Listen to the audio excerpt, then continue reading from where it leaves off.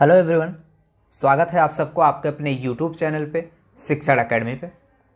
आज के इस वीडियो में हम एक बहुत ही इम्पोर्टेंट टॉपिक पे डिस्कस करने वाले हैं, जो कि आपका 11th केमिस्ट्री लेबोरेटरी मैनुअल का यूनिट नंबर 1 इंट्रोडक्शन का 3rd नंबर का टॉपिक है। 1.3 नंबर का topic that is your basic laboratory equipment and procedure को यहाँ पे देखने वाले हैं। क्या क्या चीज़ें हैं यहाँ पे, इन सबको हम यहाँ पे डिस्कस करेंगे एक एक करके। अगर आप चैनल पे नए आए हो या फिर अभी तक आपने चैनल को नहीं सब्सक्राइब किया है तो please first of all channel को सब्सक्राइब कर लीजिए एंड बेल आइकन को प्रेस कर लीजिए, जिससे आपको लेटेस्ट वीडियो का अपडेट सबसे पहले मिलता रहे। और अगर अभी तक आपने अपने दोस्तों को नहीं शेयर किया है तो सबसे ज़्यादा शेयर कीजिए, ठीक है। तो चलिए, जैसा कि आप लोग जानते हैं कि जब भी हम लेबोरेटरी के अंदर जाएंगे और प्रैक्टिकल को परफॉर्म करेंगे तो वहाँ पे बहुत सारे ऐसे इक्विपमेंट होते हैं जिनके बारे में हमें पता नहीं होता है पहले से, क्योंकि अभी तक हमने कभी भी इन सब इक्विपमेंट का यूज़ किया नहीं है। तो क्या होगा, आपको बहुत सी गलतियाँ होंगी, या फिर आपको पहली बार बताया जाए तो आपको उस इक्विपमेंट के बारे में ज़्यादा पता ना चले। हो सकता है ऐसे कई इक्विपमेंट होंगे जिनका नाम भी आपको ना याद रहे, टीचर्स आपको बोलें और आपको पता भी ना चले। तो इसके लिए क्या होता है, अगर आपको उन इंस्ट्रूमेंट के बारे में थियोरेटिकली नॉलेज हो या फिर आपको यहाँ पे आपने पहले से देखा हो तो आपको ज़्यादा वहाँ पे पता चलेगा जब आप प्रैक्टिकल के अंदर जाओगे। तो जैसे आप वहाँ पे प्रैक्टिकल परफॉर्म करोगे तो अलग अलग प्रैक्टिकल्स के लिए अलग अलग इंस्ट्रूमेंट इक्विपमेंट का यूज़ होता है। जैसे कि आप हीटिंग करोगे तो हीटिंग के लिए क्या क्या चीज़ें ज़रूरी हैं, फ़िल्टर करने जा रहे हो तो आपको क्या क्या चीज़ें लगेंगी, कि अगर आपको कुछ वॉल्यूम वहाँ पे बनाना है, कुछ चीज़ें बनानी है तो कितना वॉल्यूम में किस चीज़ से बनाओगे, सॉलिड को वेट करना है, लिक्विड को वेट करना है। तो ये सब चीज़ें क्या होती हैं, आपके लिए बहुत मुश्किल हो जाएंगी अगर आपको पहले से पता नहीं होगी। इसलिए हम यहाँ पे सबसे पहले आपको चल रहे हैं अब सिखाने कि लेबोरेटरी यहाँ पे इक्विपमेंट क्या होते हैं और उनके प्रोसीजर्स क्या होते हैं। तो एक एक आपको हर एक जितने भी लेबोरेटरी इक्विपमेंट होते हैं, जो बेसिक लेबोरेटरी इक्विपमेंट होते हैं, सबकी जानकारी यहाँ पे देने वाला हूँ। तो चलिए, सबसे पहले स्टार्ट कर रहे हैं यहाँ पे हम आयरन स्टैंड से। तो आयरन स्टैंड देखो, सबसे पहले आपको अगर कोई प्रैक्टिकल कराया जाएगा तो आपको वैल्यूमेट्रिक टाइट्रेशन कराया जाएगा। टाइट्रेशन वाले प्रैक्टिकल करवाए जाते हैं ज़्यादातर, ठीक है। बट यहाँ पे जो है आपके 11th में सबसे पहला तो मान लो बनाने का, जैसे कोई वॉल्यूम आपको सॉल्यूशन बनाने का है, वो वाला यहाँ पे प्रैक्टिकल दिया गया है, ठीक है। ऐसे आगे जाओगे तो हो सकता है आपको यहाँ पे क्या हो, टाइट्रेशन कराया जाए। तो सबसे पहले आयरन स्टैंड से स्टार्ट करते हैं, क्या चीज़ें होती है। जनरली आयरन स्टैंड आपका कुछ इस तरह से दिखता है। ये आपका क्या है, आयरन स्टैंड है। और इस आयरन स्टैंड पे हम क्या करते हैं, अपने ब्यूरेट को सेट करते हैं और टाइट्रेशन करते हैं कोनिकल फ्लास्क के थ्रू, ठीक है, उसके अंदर सॉल्यूशंस भर के। तो इस तरह से आपका आयरन स्टैंड होता है। अभी इसका आगे देखेंगे किस तरह से इसके अंदर और भी चीज़ें लगाई जाती हैं और क्या क्या यूजेस होते हैं। दूसरा आता है ब्यूरेट क्लैंप, डबल 2 साइड वाला, ठीक है, डबल ब्यूरेट क्लैंप हम बोलते हैं। अब जो आपका आयरन स्टैंड था, इस आयरन स्टैंड में ब्यूरेट क्लैंप सबसे पहले देखो इस तरह से दिखता है। यहाँ से भी आपको पकड़ने का इसमें होगा, यहाँ से भी। तो ये आपका ब्यूरेट क्लैंप हुआ डबल वाला। अब देखो, ये जो आपका ब्यूरेट है, यहाँ पे हमने क्या रखा था, आयरन स्टैंड अभी पीछे वाले में दिखाया। तो यहाँ पे देख रहा हूँ, इस हमने क्या किया, ब्यूरेट क्लैंप को यहाँ पे लगा हुआ है आयरन स्टैंड के अंदर। तो हम क्या कर सकते हैं, दोनों तरफ ब्यूरेट को भरा सकते हैं, एक इधर भी ब्यूरेट, इधर भी ब्यूरेट, ठीक है। ये हमारा ब्यूरेट है। अभी ब्यूरेट के बारे में आगे आपको और जानकारी दूंगा, किस तरह से होती हैं, क्या क्या यूजेस हैं। तो आपको पता चला ब्यूरेट क्लैंप क्या होते हैं और यहाँ पे आयरन स्टैंड कैसे होते हैं, कैसे दिखते हैं। तीसरा है आपका यहाँ पे क्लैंप होल्डर, देखते हो ये जो आपने के पास ब्यूरेट है, इसके अंदर हम क्या करते हैं, क्लैंप होल्डर लगाते हैं। और देख रहे हो इस तरह से, ये रहा आपका आयरन स्टैंड और ये है क्लैंप होल्डर, ठीक है। क्लैंप होल्डर ये क्या करता है, इस क्लैंप को होल्ड करके रखता है। जैसे कि वो पहले वाला जो क्लैंप था वो तो ब्यूरेट क्लैंप था, वो डायरेक्ट लग जाता था। लेकिन जो एक्सटेंशन क्लैंप होते हैं उसको यहाँ पे लगाने के लिए हम इस क्लैंप होल्डर का यूज़ करते हैं। एक क्लैंप होल्डर का हम क्या करते हैं, यहाँ पे यूज़ करते हैं, किसको यूज़ लगाने के लिए, इस वाले एक्सटेंशन वाले क्लैंप को यूज़ करने के लिए। तो ये आपका क्या हो जाएगा, एक्सटेंशन क्लैंप हो जाएगा। तो देखो यहाँ पे भी मैंने आपको बताया है, ये आपका एक्सटेंशन क्लैंप है जो आपकी मैनुअल में भी दिया होगा, ठीक। तो एक्सटेंशन क्लैंप ये रहा हमने लगाया हुआ है, जैसे कि पिछले वीडियो में भी हमने लगाया हुआ था। अब एक्सटेंशन जो क्लैंप है इसको हम किसके हेल्प से लगाते हैं, क्लैंप होल्डर के हेल्प से। यहाँ पे हम क्लैंप होल्डर के साथ इस एक्सटेंशन क्लैंप को जोड़ के रखते हैं, तब ये यहाँ पे रहेगा। और इसको हम एडजस्ट कर सकते हैं, ऊपर भी ले जा सकते हैं, नीचे भी ले जा सकते हैं with the help of clamp holder. ठीक, ये चीज़ें आपको पता चली एक्सटेंशन क्लैंप क्या होते हैं। तो अब ये जो एक्सटेंशन क्लैंप है यहाँ पे हम अपने ब्यूरेट को फिक्स कर सकते हैं और इस ब्यूरेट से बाकी जो भी काम होता है वो हम कंप्लीट कर सकते हैं। तो ब्यूरेट का हम वो करने के लिए एक्सटेंशन क्लैंप भी होल्ड करने के लिए, ब्यूरेट को होल्ड करने के लिए एक्सटेंशन क्लैंप का भी यूज़ करते हैं, ब्यूरेट क्लैंप का भी यूज़ करते हैं, जो डबल वाला था ये भी है। ठीक है, अभी इसके बाद आता है एक रिंग क्लैंप। जैसे कि आपको कोई फ्लास्क अगर होल्ड करना है तो उसके अंदर हम क्या करते हैं, रिंग क्लैंप के अंदर होल्ड करते हैं। आगे आपको बताऊंगा फ्लास्क के कैसे होते हैं, किस तरह से होते हैं, ठीक है, कितने टाइप के होते हैं, सब चीज़ें आपको यहाँ पे मालूम पड़ेगी। तो ये हुआ आपका रिंग क्लैंप। रिंग क्लैंप को हम क्या करते हैं, वहाँ आयरन स्टैंड पे लगा देते हैं इस तरह से। ये रहा आयरन स्टैंड पे, यहाँ पे इसकी जगह क्लैंप होती है लगाने के लिए, इसको हम यहाँ पे फिक्स कर देंगे। और ये भी अलग अलग साइज़ के, अलग अलग डायमीटर्स के आपके रिंग क्लैंप्स आते हैं। ठीक है, तो रिंग क्लैंप के बारे में आपको पता चला। अभी आगे देखते हैं ट्राइपॉड स्टैंड क्या होता है। तो देखो ट्राइपॉड स्टैंड जैसे कि नाम से 3 इसके पैर होंगे, ये रहा, और यहाँ पे इस तरह से दिखेगा ट्राइपॉड स्टैंड। ट्राइपॉड स्टैंड का यूज़ जनरली क्या होता है कि जैसे कि आपने यहाँ पे नीचे बुनसन बर्नर रखा हुआ है, ऊपर कुछ चीज़ों को गर्म करने के लिए या फिर हीट करने के लिए हम इस ट्राइपॉड स्टैंड का यूज़ करते हैं। तो ट्राइपॉड स्टैंड यहाँ रख देते हैं और इसके ऊपर हम नीचे क्या करते हैं, बुनसन बर्नर लगा देते हैं, और जिस चीज़ों को हमें हीट करना है उसको हम मान लो इस स्टैंड के ऊपर रखते हैं। अब डायरेक्टली स्टैंड के ऊपर कुछ ऐसे होते हैं जिसको हम हीट कर सकते हैं, बट कुछ ऐसे भी आपके यहाँ पे हीटिंग डिवाइसेस होती हैं जिसको हम डायरेक्ट नहीं रख सकते हैं स्टैंड के ऊपर। उसके लिए हम वायर गोस का यूज़ करते हैं, वाटर बाथ का यूज़ करते हैं, अलग अलग चीज़ें होती हैं। तो इसके बाद का जो है वायर गोज विथ अपस्टेयर्स, यहाँ पे अपस्टेयर्स जो है सेंटर होता है। अपस्टेयर्स सेंटर क्या होता है वो भी आपको यहाँ पे दिखा देता हूँ। तो ये रहा वायर गोज, और इसके अंदर इस तरह से देख रहे हो, इस तरह से आपका एक सेंटर होता है जिसको हम बोलते हैं अपस्टेयर्स सेंटर, और इसको हम इस स्टैंड पे रखते हैं जो हमारा ट्राइपॉड स्टैंड था। और इस ट्राइपॉड स्टैंड ये रहा, देख रहे हो, इसके ऊपर हम इस तरह से रखते हैं और यहाँ पे हम बुनसन बर्नर लगाते हैं और यहाँ से हीट, यहाँ पे इस तरह से हीटिंग होता है। और अब हमें जैसे कि बीकर में कुछ गर्म करना है तो डायरेक्ट बीकर को हम नहीं रखते हैं, तो इसके ऊपर पहले वायर गोज रखा जाता है, वायर गोज के ऊपर फिर हम यहाँ पे बीकर रखते हैं और कोई भी हमारा जो सॉल्यूशन होता है उसको हम हीट करेंगे। अगर हम डायरेक्ट रख देते हैं तो क्या हो सकता है, हो सकेगा ऐसा कि आपका ब्यूरेट फट जाए, क्योंकि ब्यूरेट की बात कर रहा हूँ, बीकर जो आपके पास है, बीकर आपका यहाँ पे टूट जाए, क्योंकि जो बीकर हम जनरली लेबोरेटरी के अंदर यूज़ करते हैं वो क्या होता है, ग्लास का होता है। और ग्लास के बीकर जो होते हैं अगर आपने लो क्वालिटी का लिया हो तो जल्दी आपका टूट जाता है। और जनरली अब अगर आप मैक्सिमम 200-300 के टेम्परेचर पे रखोगे तो कोई भी ग्लास का बीकर मान लो जनरली टूट ही जाता है, इससे ज़्यादा टेम्परेचर नहीं सहन कर पाते हैं। सो इसके लिए हम वायर गोस का यूज़ करते हैं। बाकी आगे का देखते हैं। नेक्स्ट है आपका बुनसन बर्नर। जैसे कि बुनसन बर्नर मैंने आपको बताया है कि किसी भी मान लो सॉल्यूशन को, ठीक है, हीट करने के लिए हम इसका यूज़ करते हैं। कोई भी चीज़ को हीट करना है तो हम बुनसन बर्नर का यूज़ करते हैं।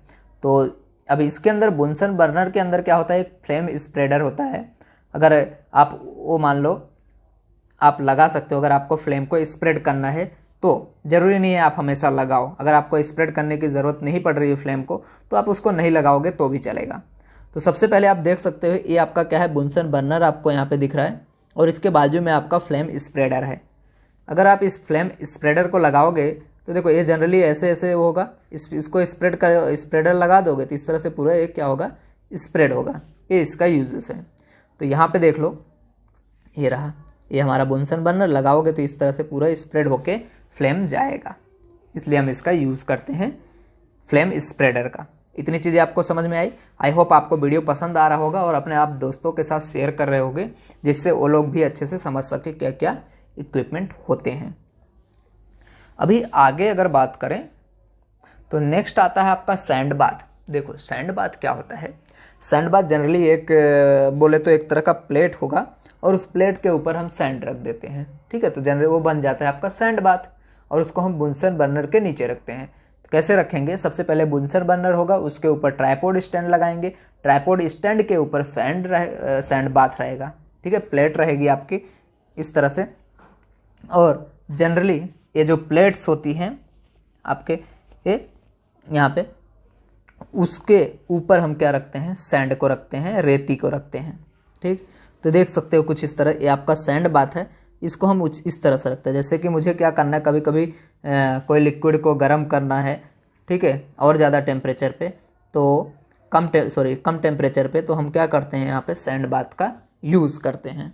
ठीक है, धीरे धीरे गर्म होता है इससे। तो यहाँ पे देख रहे हो ये बुनसन बर्नर, ये आपका ट्राइपॉड स्टैंड, इसके ऊपर सैंड बाथ, फिर हमने बीकर को रखा है जिसे हमें हीट करना है, जिसके अंदर कोई सॉल्यूशन होगा या कुछ भी हो सकता है। तो ये चीज़ें हुई, सैंड बाथ हो गया, आपको पता चला क्या होता है। इसके बाद आता है water bath. Water bath generally हम जो अपने लेबोरेटरी में यूज़ करते हैं 11th में, वो आपका कुछ इस तरह से दिखेगा, और ये इसका क्या हो जाता है, रिंग कवर होता है वाटर बाथ का, जिसमें से थोड़ी सी गैस यहाँ से क्या होता है, हीट निकलते रहता है। ठीक है, अगर पूरा का पूरा जाम कर देंगे तो वाटर बाथ फटने का चांस रहता है। और जनरली कैसा होता है कि मान लो अगर आप कोई केमिस्ट्री की लैब में हो या 11th में हो, छोटे क्लासेस में कैसा होता है कि वाटर बाथ ऐसा आपका मान लो रिंग टाइप कवर वाला नहीं रहता, जनरली एक तपेली ले लेते हैं, तपेली के अंदर क्या करते हैं, पानी डाल देंगे, वही आपका वाटर बाथ बन जाता है। इसके अंदर हम क्या करते हैं, वाटर डालते हैं बाथ के अंदर। और अगर किसी के पास ये चीज़ें नहीं अवेलेबल होती है तो वो लोग क्या करते हैं, तपेली के अंदर वाटर डाल के उसको आप गर्म करो, तो वही तुम्हारा वाटर बाथ हो जाता है। ठीक है, मतलब पानी के अंदर कोई चीज़ को गर्म करना है आपको, तो वो तुम्हारा वाटर बाथ होता है। जनरली इस तरह से दिखेगा आपका। और अगर हम बात करें तो इसका इलेक्ट्रिक भी आता है, वाटर बाथ इलेक्ट्रिक भी होते हैं, वो ज़्यादातर इंडस्ट्रीज़ में यूज़ किए जाते हैं, या फिर कोई कोई आपको कॉलेजेस में, या फिर किसी अगर आपको मान लो हाई लेवल का आपका क्लास है, केमिस्ट्री मान लो स्कूल अच्छी है, तो इस तरह का वाटर बाथ आपके यहाँ पे होगा, जो कि आपको इस फिगर में दिख रहा है। और ये क्या होते हैं, इलेक्ट्रिकल होते हैं, और यहाँ पे इसकी स्विचेस होती हैं जिससे आप टेम्परेचर को कंट्रोल कर सकते हो, कितने टेम्परेचर तक आपको हीट करना है या कितने टेम्परेचर पे आपको सेट करके रखना है वाटर बाथ को। इसके अंदर आप डिफरेंट सैंपल्स रख सकते हैं हीट करने के लिए, वो आपको दिया रहेगा। जैसे कि अगर आप प्रैक्टिकल करोगे तो आप सोचोगे कि आपको कहाँ गर्म करना है, किस वाटर बाथ का यूज़ करें, सैंड बाथ का यूज़ करें या फिर वायर गॉज का यूज़ करें, तो वो सब चीज़ें आपको प्रैक्टिकल के अंदर दी रहेंगी कि आपको कौन से सब्सटेंस को किसके साथ हीट करना है। अगर आपको हीटिंग करने के लिए कुछ भी ऐसा स्पेसिफाई नहीं किया गया है कि आप वाटर बाथ में यूज़ करो, सैंड बाथ में यूज़ करो, हीट करो, तो जनरली आपको वायर गोज के ऊपर हीट करना होता है। अगर आपको लिख के दे दिया जाता है प्रैक्टिकल में कि आप इसको वाटर बाथ में हीट करो या फिर सैंड बाथ पे हीट करो, तो ही आप उस पर हीट करने जाओगे, अदरवाइज ओनली वायर गोज के ऊपर हीट करोगे उसको। आगे चले तो एक होता है clay pipe triangle. Clay pipe triangle का यूज़ जनरली हम करते हैं क्रूशिबल को हीट करने के लिए। जैसे कि हमने क्रूशिबल क्या होता है, एक तरह का ऐसा मान लो आपके पास इक्विपमेंट है जिसके अंदर आप 100-200 से ज़्यादा, मतलब 1000 या फिर हो सकता है 1500 जितना टेम्परेचर में आप क्या कर सकते हो, हीट कर सकते हो। क्योंकि जैसे कि अगर आपके पास बीकर है या फिर दूसरा कोई ऐसा इक्विपमेंट है नॉर्मल, उसको आप 100-200-300 डिग्री तक अगर आप गर्म करते हीट करते हो तो ब्रेक होने का चांसेस बहुत ज़्यादा रहता है, या फिर जनरली क्या होता है, ब्रेक ही हो जाता है। इसलिए बट कुछ ऐसे सब्सटेंसेस होते हैं जिनको हमें 1000 या 1500 डिग्री के ऊपर हीट करना होता है, तो उसके लिए हम क्रूशिबल का यूज़ करते हैं। ठीक, और क्रूशिबल को हम मान लो ये सबसे पहले क्या रखते हैं, ट्राइपॉड स्टैंड, और उसके ट्राइपॉड स्टैंड के ऊपर हमें क्ले पाइप ट्रायंगल रखते हैं, तब जाके इस पर फिट होता है, क्योंकि छोटा होता है और उसका यहाँ पे इस तरह से अगर रखेंगे तो ही वो इस पे आके एडजस्ट हो जाता है और हीटिंग चालू होता है। तो देख लो क्रूशिबल किस तरह से दिखता है, जनरली इस तरह से दिखता है, और इसका एक क्रूशिबल है, ये इसका लिड है, मतलब इसके ऊपर का ढक्कन बोल सकते हो आप। ठीक, और जनरली अगर आप यहाँ पे लेबोरेटरी में देखोगे तो आपको कुछ इस तरह से दिखाई देगा। अब इसकी साइज़ भी अलग अलग हो सकती है, ठीक, तो ये छोटे बड़े हो सकते हैं। क्रूशिबल टंक क्या होता है, क्रूशिबल टंक देखो, अब क्रूशिबल क्या होता है, अगर आपने ऊपर रखा है तो बहुत ज़्यादा गर्म होगा, हीट नीचे से आ रहा है पूरा, तो उसको उठाने के लिए जैसे कि गर्म हो गया तो नीचे उतारने के लिए हम इस टंक का यूज़ करते हैं, तो इसको हम बोलते हैं क्रूशिबल टंक का यूज़ बोलते हैं हम इसको। ओके, तो ये चीज़ें आपको क्लियर हो गई है इतने इक्विपमेंट के बारे में। आई होप आपको पसंद आ रहा होगा कि कैसे है, किस तरह। अगर जो चीज़ें नहीं समझ में आती है आप कमेंट कर सकते हो, उसका आंसर आपको मैं वहाँ कमेंट में रिप्लाई करूँगा। सो नेक्स्ट आता है आपका यहाँ पे इवोपरेटिंग डिश। इसको हम बोलते हैं इवोपरेटिंग डिश बोलते हैं, इवोपरेटिंग डिश। जैसे कि आपको किसी लिक्विड को इवोपरेट करना है और उसके अंदर के सॉलिड को फाइंड करना है। जैसे कि एग्जांपल है, अगर जैसे कि आपको वाटर का इवोपरेट करना है, तो जैसे आप लोग जानते हो वाटर के अंदर क्या होता है, जनरली सॉल्ट होता है कुछ अमाउंट में। तो अगर आप इसको हीट करोगे तो सॉल्ट नीचे क्या होगा, वाइट कलर का आपको यहाँ पे रुक जाएगा। इवोपरेट होने के बाद जो वाटर होंगे वो चले जाएंगे और नीचे जो सॉलिड होगा, सॉल्ट होगा आपका, उसके ऊपर रहेगा। ऐसे बहुत सारे मटेरियल होते हैं, जब आप टेस्टिंग करते हो उसके अंदर से हमें लिक्विड को इवोपरेट करके उसके सॉलिड फॉर्म को हमें वहाँ पे रखना होता है। तो हम इस डिवाइस का यूज़ करते हैं। इसको आप डायरेक्टली हीट कर सकते हो बुनसन बर्नर के साथ ट्राइपॉड स्टैंड के ऊपर रख के। सो इसको हम, और दूसरा नाम भी इसका होता है चाइना डिश भी हम इसको बोलते हैं। नेक्स्ट आता है आपका डिफ्लेग्रेटिंग स्पून। डिफ्लेग्रेटिंग स्पून क्या होता है कि जैसे कि मान लो आपको किसी चीज़, छोटी चीज़ों को हीट करना है, कम चीज़ें हैं हीट करना है सब्सटेंस को, और हाई टेम्परेचर पे हीट करना है, तो आप क्या करते हो, इसमें एक जिस तरह से देख सकते हो यहाँ पे बड़ा सा रोड लगा होता है, तो आप दूर से इस चीज़ को हीट कर सकते हो, क्योंकि पास से अगर पकड़ोगे तो आपका हाथ जलने का चांसेस ज़्यादा रहता है। इसलिए हम क्या करते हैं, यहाँ पे ये बड़ा सा रोड लगा रहता है, आप दूर से पकड़ के हीट कर सकते हो। तो ये हो गया आपका स्पून। ठीक, नेक्स्ट आता है ट्रायंगुलर फाइल। ट्रायंगुलर फाइल का यूज़ जनरली आप देखते हो किसी भी, जैसे कि आपका जो प्रैक्टिकल आएगा शायद फर्स्ट या सेकंड यूनिट पे, वहाँ पे हमें क्या होगा, किसी भी ग्लास रोड को ब्रेक करना हो तो, या फिर किसी भी चीज़ को मुझे शेप में लाना हो, जैसे कि कोई ग्लासवेयर टूट गया, ठीक है, उसके और वो नुकीला बन जाता है, उसके शेप को हमें बराबर करना पड़े, स्मूथ करना पड़े उसके सरफेस को, जिससे किसी को नुकसान ना पहुँचे, तो हम ट्रायंगुलर फाइल का यूज़ करते हैं। तो और आपका ट्रायंगुलर फाइल कुछ इस तरह से दिखेगा।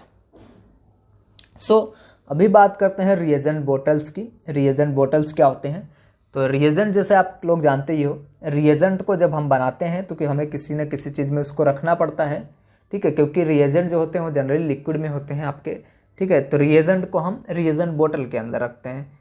तो ये आपका रिएजेंट बोतल कुछ इस तरह से दिख रहा है, लेकिन आप लेबोरेटरी में देखोगे तो कुछ इस तरह से आपको दिखाई देगा, ठीक है। ये आपके बोले जाते हैं रिएजेंट्स बोटल्स। ओके, तो ये आपका रिएजेंट बोतल हो गया। अभी आगे बात करते हैं यहाँ पे वॉश बोतल।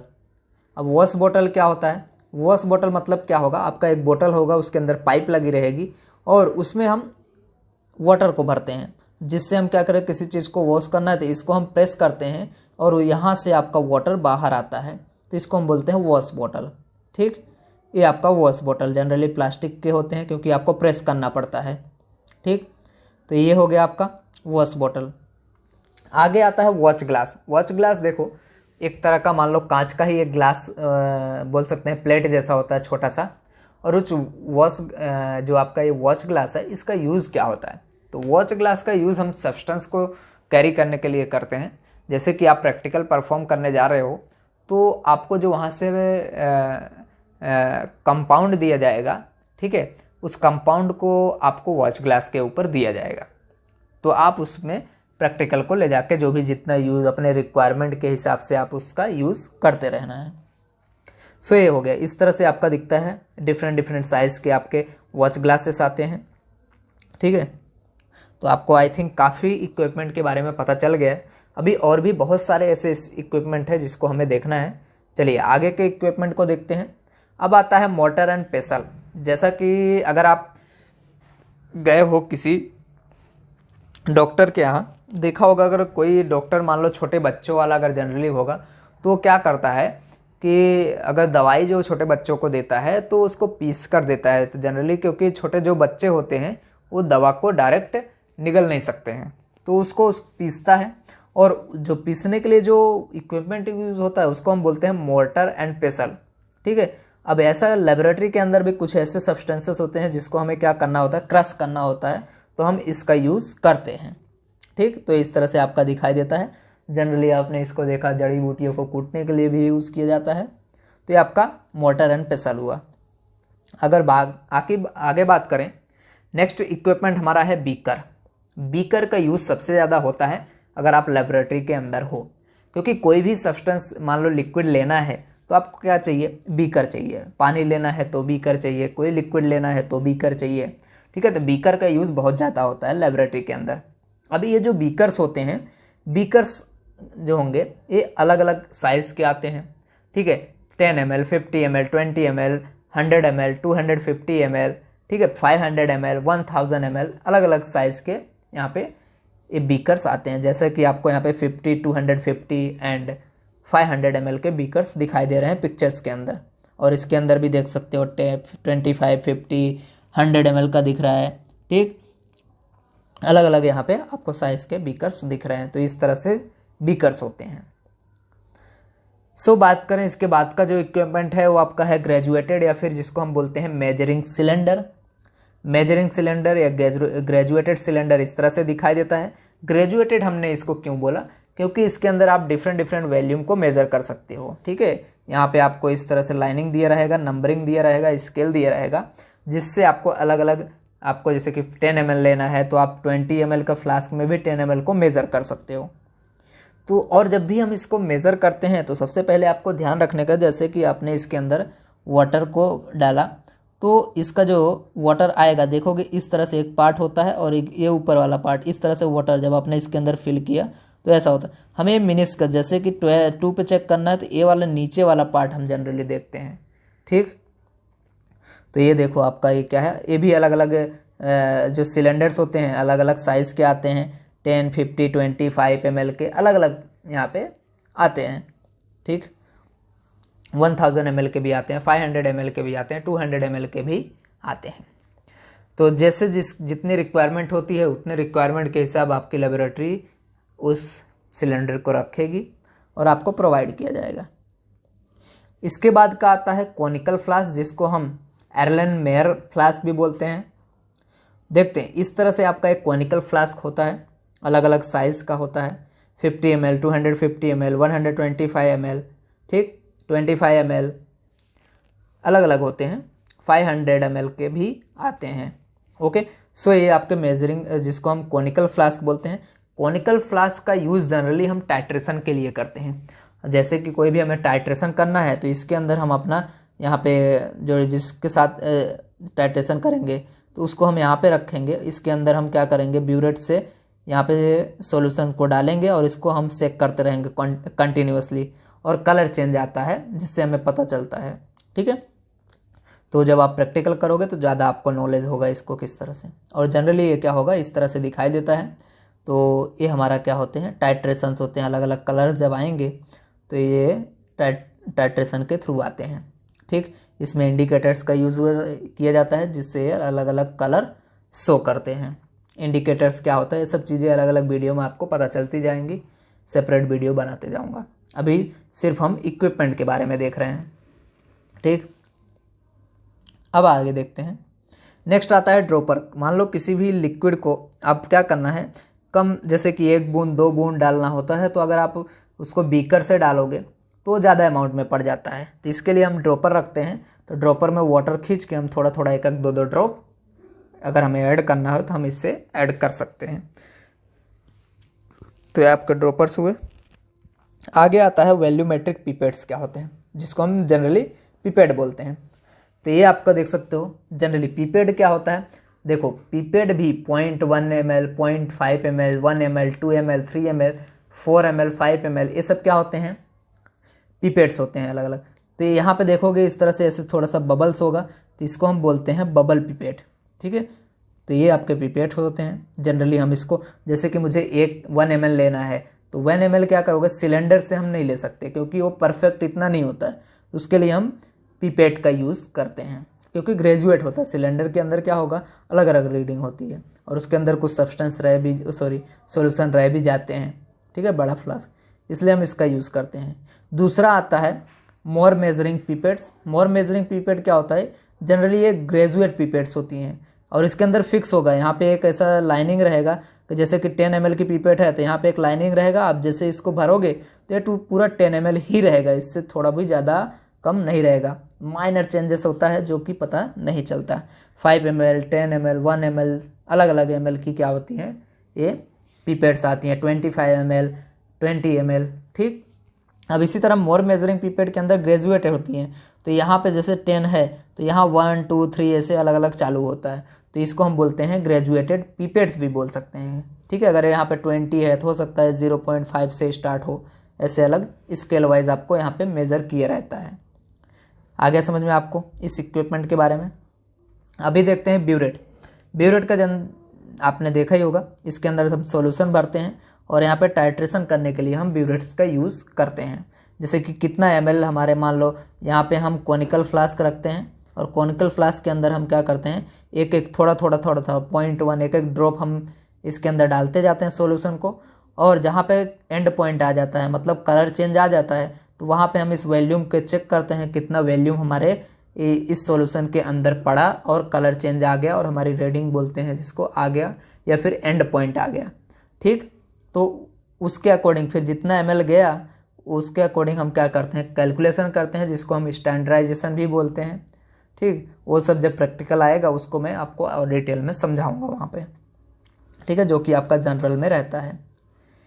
अभी नेक्स्ट इक्विपमेंट की बात करें तो होता है फिल्टर पेपर। फिल्टर पेपर क्या है, फिल्टर पेपर का यूज़ हम जनरली लिक्विड को फिल्टर करने के लिए करते हैं। जैसे कि कोई लिक्विड है उसके अंदर कुछ इम्प्योरिटीज़ आ जाती हैं या फिर कुछ सॉलिड पार्टिकल्स होते हैं, तो उसको हम फिल्टर करने के लिए क्या करते हैं, फिल्टर पेपर का यूज़ करते हैं। ठीक, तो फिल्टर पेपर आपका कुछ इस तरह से दिखेगा, अलग अलग टाइप के फिल्टर पेपर होते हैं। अब फिल्टर पेपर का यूज़ हम फ़नल के अंदर करते हैं, क्योंकि फ़िल्टर पेपर को मोड़ के आपको इस फ़नल के अंदर रखना पड़ता है, तब जाके वो मटेरियल जो होगा वो सॉल्यूशन होगा, तभी फ़िल्टर होगा। ठीक है, जनरली आपका ये इस तरह से होता है, तो हम इसको इस मोड़ लेंगे, पहले 2 पार्ट में कर देंगे, फिर 4 पार्ट में। ठीक है, फिर हम उसको क्या करते हैं, यहाँ पे लगा देते हैं और वो फिल्टर होने लगता है। तो जैसा कि आप लोग देख रहे हो, ये फ़िल्टर पेपर का बॉक्स है, यहाँ से फ़िल्टर पेपर निकाला, फ़नल में लगाया और नीचे मान लो कुछ ब्यूरेट, पिपेट, टेस्ट ट्यूब या कुछ भी रखा, सॉरी पिपेट नहीं, टेस्ट ट्यूब रखते हैं या बीकर रखते हैं, तो उसके अंदर क्या होता है, वो फिल्टर होते रहता है। ठीक, आगे की बात करें, दूसरा आता है बकनर फिल्नर। यहाँ पे ये होता है बचनर, यहाँ पे बचनर फनल होता है। बचनर फनल क्या होता है, ये जनरली ऑटोमेटिक, इससे क्या होता है, फिल्टर होता है। ठीक, आप इसके अंदर सॉल्यूशन डाल दीजिए, जैसे कि यहाँ पे दिख रहा है, तो यहाँ पे हम सॉल्यूशन डाल देते हैं। अब इसको डायरेक्ट फिल्टर नहीं होता, अगर आपने इसके अंदर सॉल्यूशन डाला तो अपने आप फिल्टर नहीं होता है, इसके अंदर भी फिल्टर पेपर लगाया जाता है। और यहाँ पे हमें फिल्ट्रेशन फ्लास्क रखना पड़ता है। ठीक, इसके अंदर हम फिल्ट्रेशन फ्लास्क रखेंगे, इसके ऊपर रहेगा ये चीज़, और ये जो फिल्ट्रेशन फ्लास्क है ये मोटर या फिर मान लो किसी के जरिए कनेक्ट रहता है, फिर वो वैक्यूम से क्या होगा, ये फिल्टर होता रहता है। तो जैसे कि देख रहे हो फिल्ट्रेशन फ्लास्क ये इस तरह से आपका दिखाई देता है, तो और यहाँ पे आपका ये इस तरह से फिल्टर होगा। तो यहाँ पे हम क्या करते हैं, जैसे कि ये मोटर है, यहाँ पे हम इसको कनेक्ट कर देंगे वैक्यूम मोटर को, और यहाँ से खींचते जाएगा, यहाँ पे हम इसको लिक्विड को डालते जाएंगे और ये फिल्टर होते जाता है। आसानी से लिक्विड को फिल्टर करने के लिए इसका यूज़ किया जाता है। सो इसके बाद आता है सेपरेटिंग फनल। कभी कभी क्या होता है कि मान लो जैसे कि 2 लिक्विड हैं और 2 लिक्विड को हमने मिक्स कर दिया है, और उन 2 लिक्विड को सेपरेट करने के लिए, या मिक्स हो गया है उसको सेपरेट करने के लिए हम सेपरेटिंग फनल का यूज़ करते हैं। क्योंकि अगर आपको 2 लिक्विड हैं अंदर और दोनों को लिक्विड को अलग करना है तो ये पॉसिबल नहीं होता है फिजिकली। ठीक है, तो उसके लिए सेपरेटिंग फनल का यूज़ किया जाता है। बट कभी भी अगर मान लो 2 लिक्विड को सेपरेट करना है तो कैसे कर सकते हैं। अब हो सकता है कि उनकी डेंसिटी क्या हो। अगर सेपरेटिंग फनल यूज़ कर रहे हो तो सेपरेटिंग फनल तभी यूज़ कर सकते हो जब उन लिक्विड की डेंसिटी अलग अलग होगी तभी। ठीक है, डेंसिटी अलग अलग होगी तभी आपका सेपरेटिंग फनल यूज़ होगा। जब आप इसको सेक करोगे तो अपने वो डेंसिटी के अकॉर्डिंग ऊपर, लो डेंसिटी वाला ऊपर रह जाएगा, हाई डेंसिटी वाला सॉल्यूशन नीचे रह जाता है, जिससे आप उसको मान लो सेपरेट कर सकते हो। ठीक है, तो ये चीज़ें होती हैं। जैसे कि यहाँ पे देख रहे हो अलग अलग तुमको यहाँ पे इतने में देखोगे तो अलग कलर दिखाई दे रहा है, यहाँ पे देखोगे अलग कलर दिखाई दे रहा है। तो इसके अंदर दो लिक्विड हैं और ये दोनों क्या हो रहे हैं, दोनों की डेंसिटी अलग अलग है, इसलिए ये सेपरेट हो गए हैं। इसके ऊपर वाला पार्ट अलग है, इसके नीचे वाला पार्ट अलग मटेरियल है।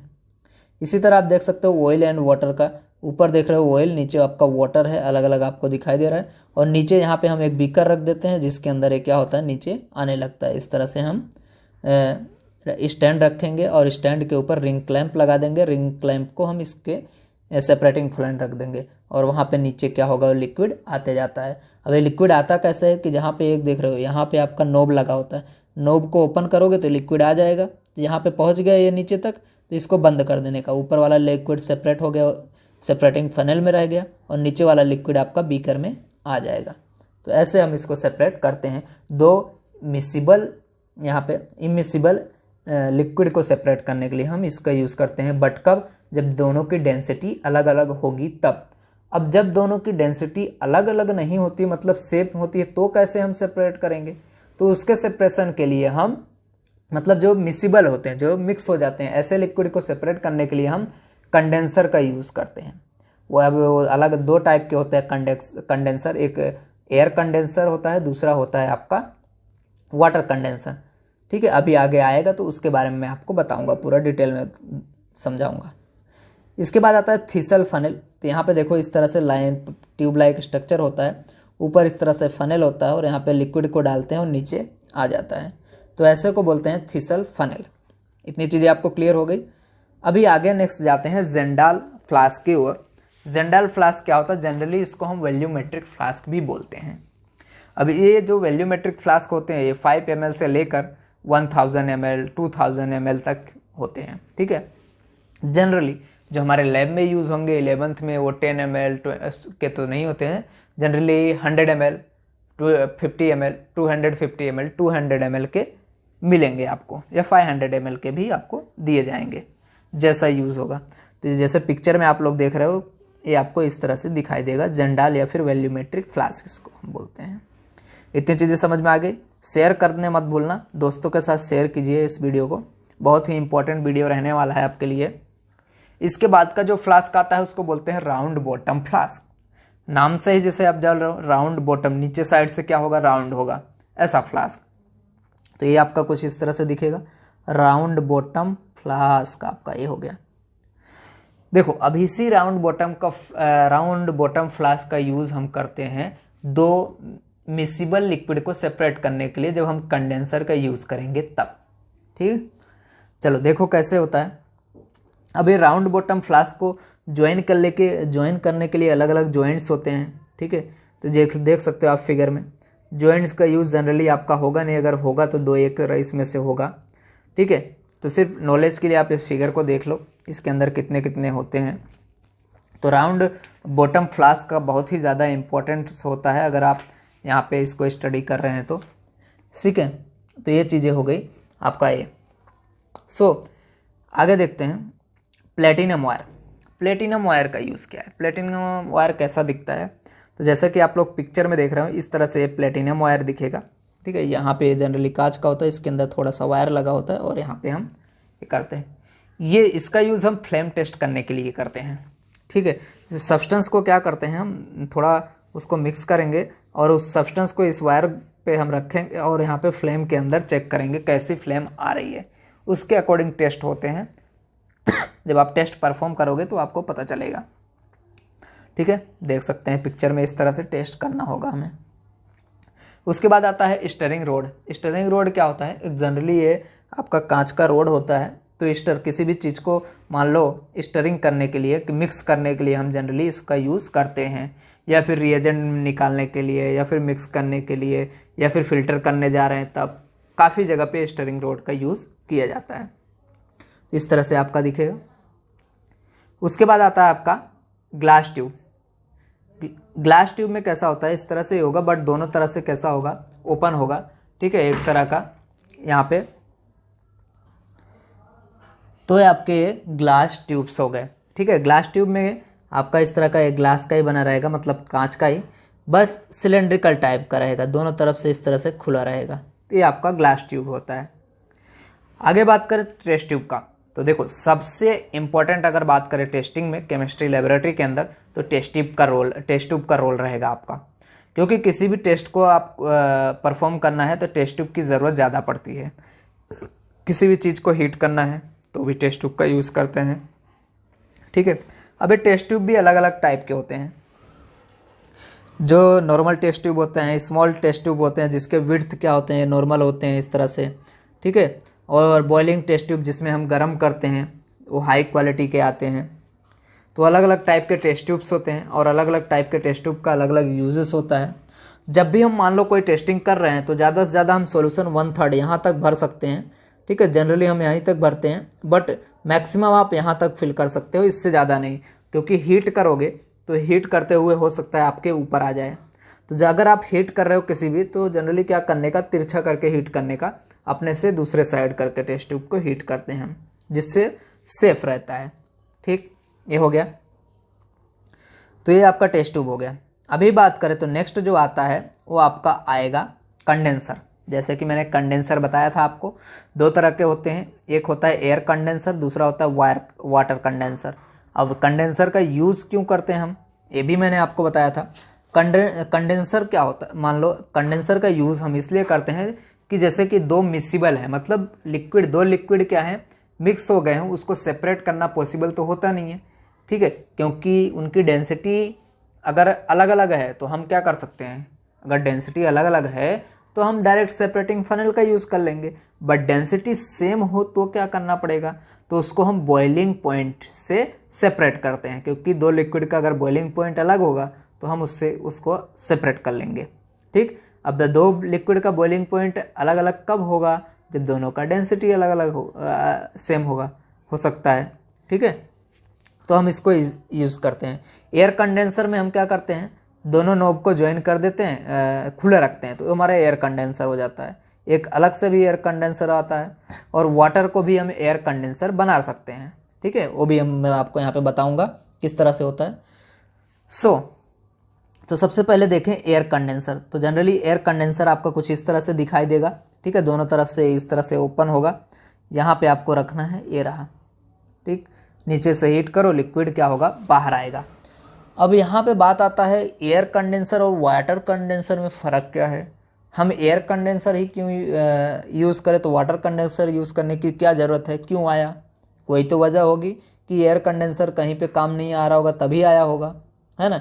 तो देखो जनरली कैसा होता है, जो वाटर कंडेंसर होता है, ठीक है, इसके अंदर जो यहाँ पे ट्यूब्स होते हैं वो सराउंडेड होते हैं, ठीक है, outer pocket, inlet and outlet होता है दोनों के अंदर, ठीक। जिसको वाटर के अंदर, देखो दोनों को आपको दिया मैंने, ये आपका एयर कंडेंसर हो गया, इसको हम निकाल सकते हैं यहाँ से।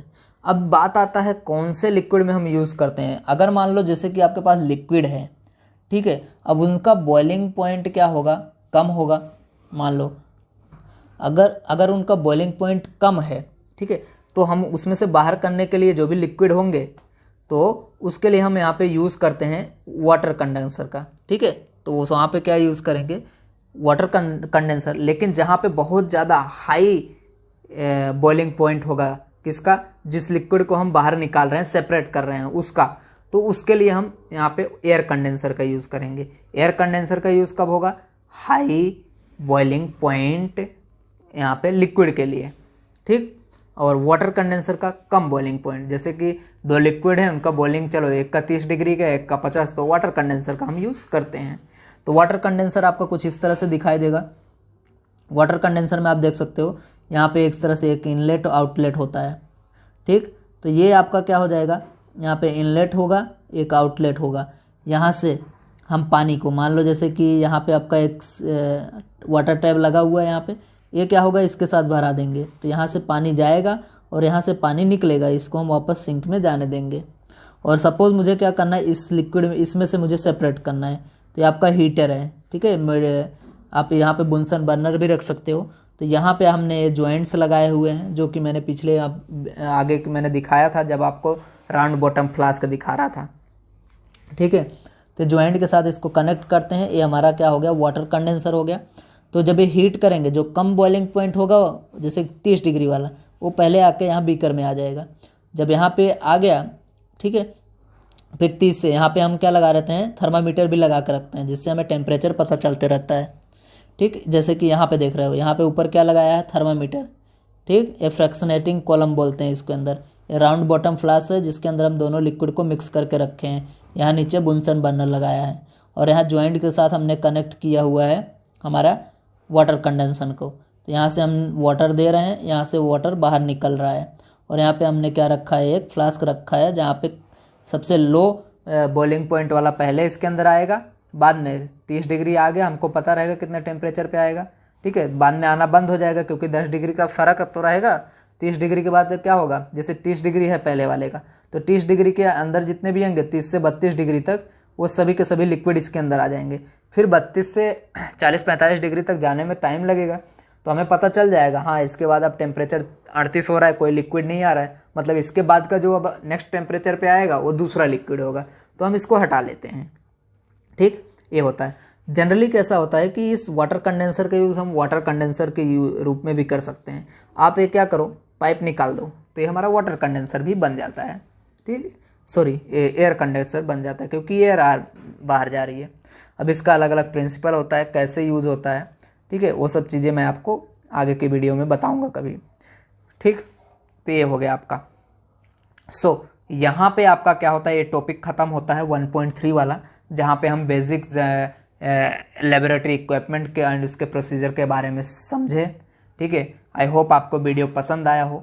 ठीक है, तो आप इस वीडियो को बहुत ज़्यादा से ज़्यादा शेयर कीजिए, लाइक कीजिए, कमेंट कीजिए। अभी मिलेंगे नेक्स्ट वीडियो में, और उस वीडियो में हम नेक्स्ट टॉपिक को यहाँ पे डिस्कस करेंगे, जो होगा हमारा टॉपिक का नाम handling reagent bottles. Okay, thank you very much, मिलते हैं नेक्स्ट वीडियो में। शेयर कीजिए वीडियो को, तब तक